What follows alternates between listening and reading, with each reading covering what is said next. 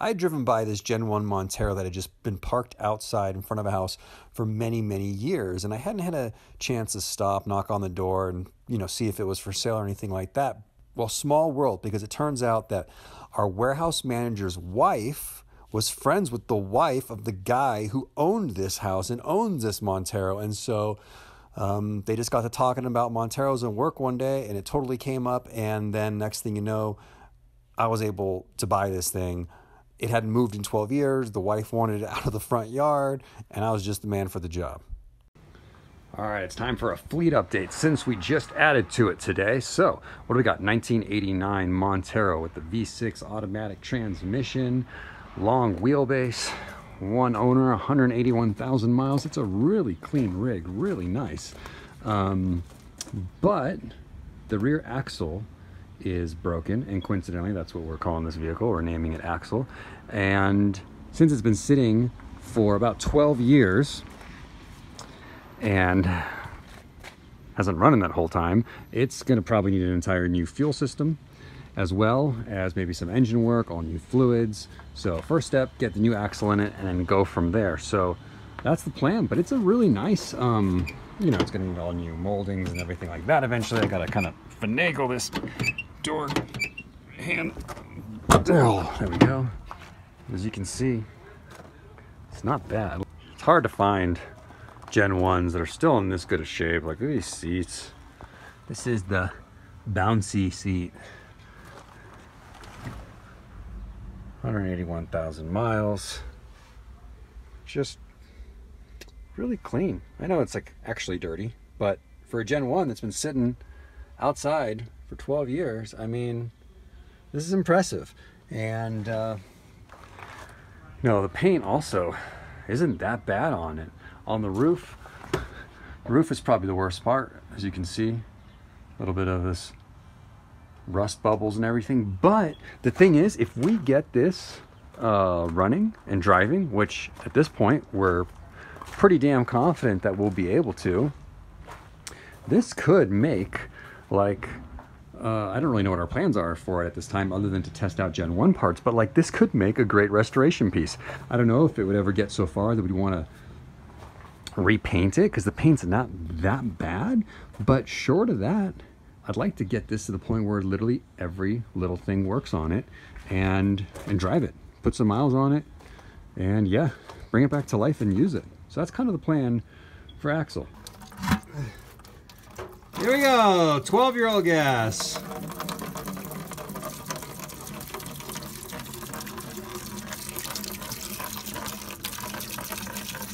Well, it's not as bad as Cochise's. Cochise's was like dark.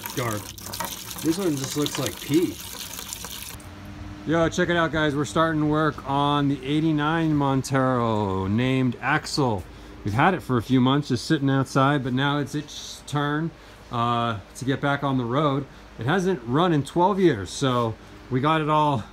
We got a key made last week for it, because when we bought it, it didn't have a key.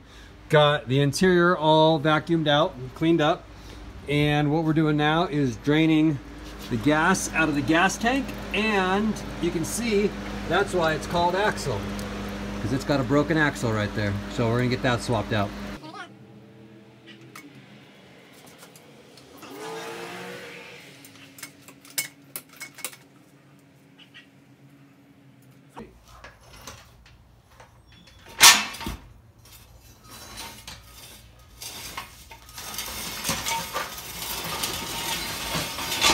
All right, you guys, so you can see there's nobody home under here.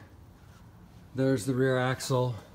Let me just show you. We've already removed the trailing arms and the panhard bar. Let me just show you where it cracked. Right there, along this this weld, I guess you could see on the other side. I think Toasty was saying that there was like a known issue with some of these Gen 1 rear axles. You can see here's where it cracked and broke. It's a weak spot where two pieces get welded together. All right, so with the fuel tank, we got it out of there, and it's really nice on the inside. Like, it's not super dirty or anything. There's no rust. It's in really good shape, but the tank took a hit can't really see it right now. It took a hit on the bottom and dented up the tank, and when it did that, it broke the basket that the fuel pump sits in. It's no longer attached to the fuel tank, so I'm gonna try fixing that with some JB Weld steel stick.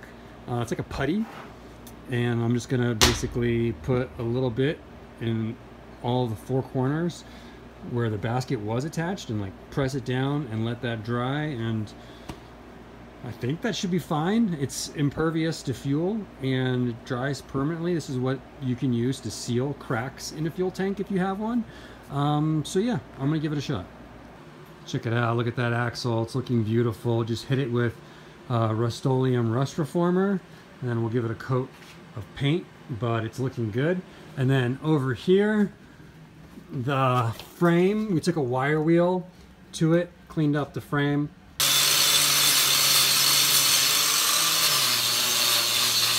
I'm gonna hit it with rust reformer and then some spray paint as well. We've disconnected the fuel filter, which used to be right here, just covered it up with a rag and a bucket, because now we're going to blow out the fuel lines so that any old gas that's in the lines can come out. So we disconnected the fuel lines right here, all the way back at the end by the firewall. So we're just gonna take some compressed air and shoot it in there. When I pulled a spark plug out to check it, it actually doesn't look that bad, but I checked the gap and it was way off.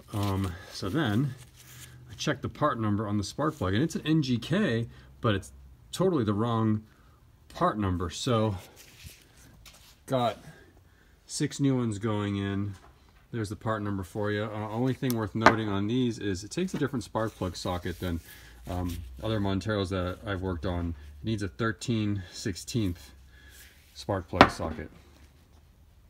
Here's the original fuel pump that came out of the tank, and there's some problems with it. First of all, you can see that the line has a lot of rust buildup in there, so that's going to be interesting to try and clear that out. The other thing is the rubber isolator that kind of goes around this strap to hold the pump in place has melted from all the way down. You can see it's gotten all over the filter. This one here too is super squishy, and on the inside of the tank there was a big pool of this black rubber stuff. Now the good news is gasket remover takes it right off, just like CRC gasket remover spray takes it right off, and I'm told that this disintegrates, this fuel safe rubber disintegrates once the fuel gets old and gets turned to varnish, and then it starts to eat it. So what we're going to do is rebuild this fuel pump. Even though the fuel pump, I bet you it still works. If I cleaned all this nasty stuff off of it, put a new filter on there, maybe a new hose here, and clean out this metal line, it would probably work. But I just went ahead and got this fuel pump rebuild kit. This one's by Carter. There's the part number. You can see that the pump itself is a much smaller diameter unit. They did have the option to go with like a 2-inch diameter unit like the original one, but they said it was like an old design and this was like a more reliable turbine style design, so I figured I'd give it a shot. So yeah, let's take this thing apart. It's pretty simple. There's just 2 nuts on the top, and then you disconnect the wire from there and then from there, and that's pretty much it, other than one hose clamp.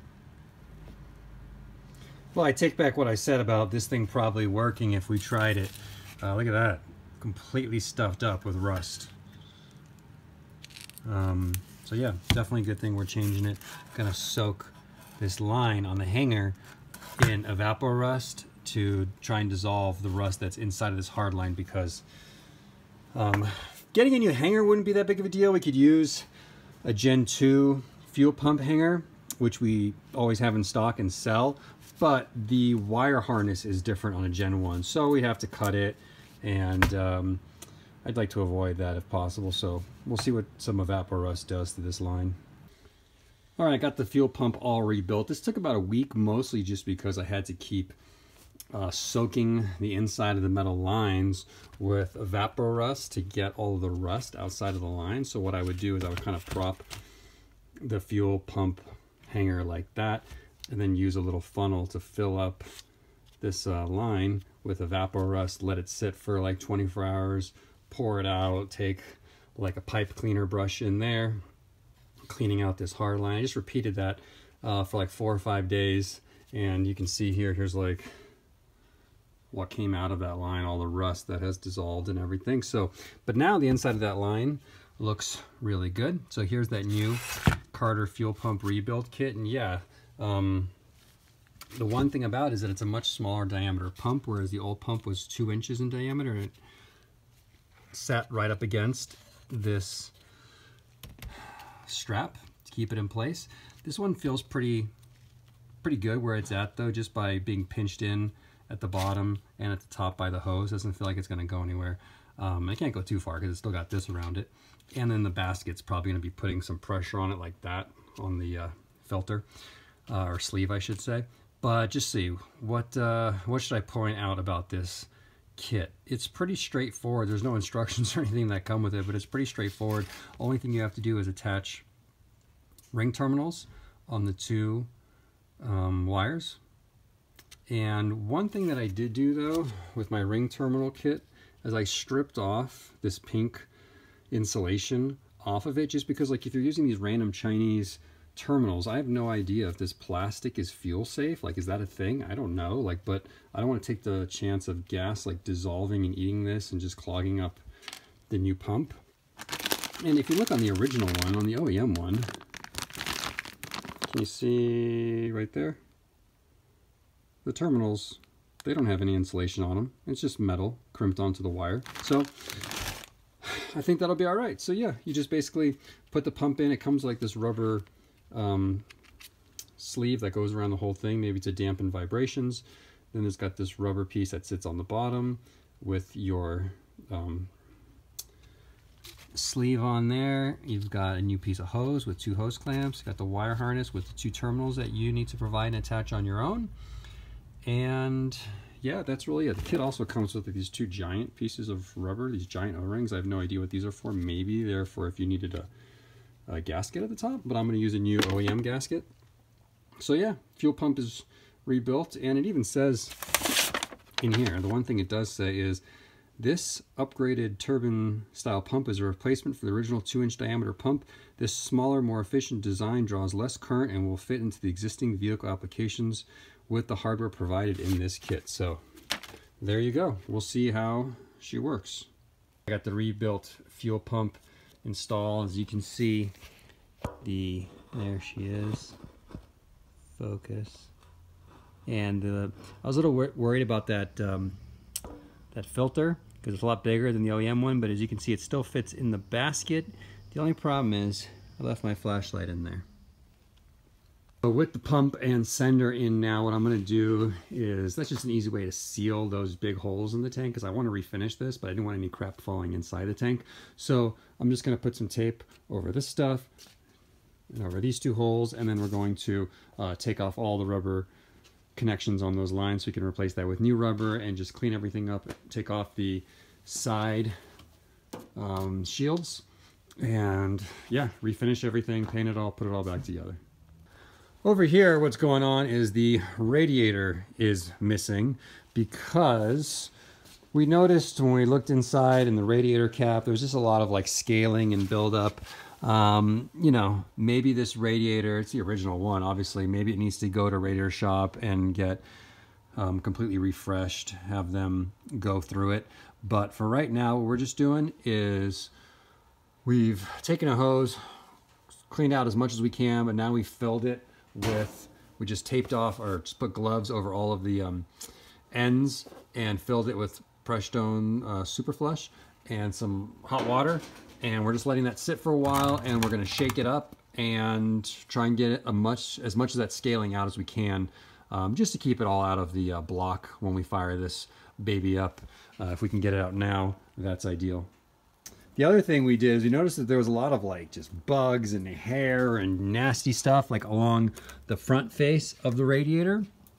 But I had no idea exactly how much. I mean, we're talking about 180,000 miles worth of driving in 30 years. So we put that radiator right here, look at that, and then sprayed it from the backside out to get all that dirt out of the radiator. Disgusting. You're looking at the output of the transfer case. The drive shaft, the rear drive shaft would go into here and go out to the rear axle. And so we removed the drive shaft in order to remove the rear axle. And as you can see, that seal is allowing, sorry, I got like a lantern on my chest. Right here, it's leaking out some T-case oil. So we're gonna go ahead and replace that seal. All right, so got the old seal out. It's kind of hard to get to because this bell makes it impossible for like a normal seal puller to get in there. So cut one side off of this seal puller. I should have cut the other side off, by the way. If you do the same thing, the skinnier side, the skinnier hook would work better. So this helped a little bit. A screwdriver kind of punching at it. Be careful with that though, because you can mar up this aluminum in here. As well as just some normal small picks. I eventually, after working at it, got the old seal out. There's the new one. There's the part number, lusaoverland.com. All of this stuff will be listed in the description, of course. But yeah, we're going to coat the outside of this seal with a little bit of gear oil, T-case gear oil, and then punch it in there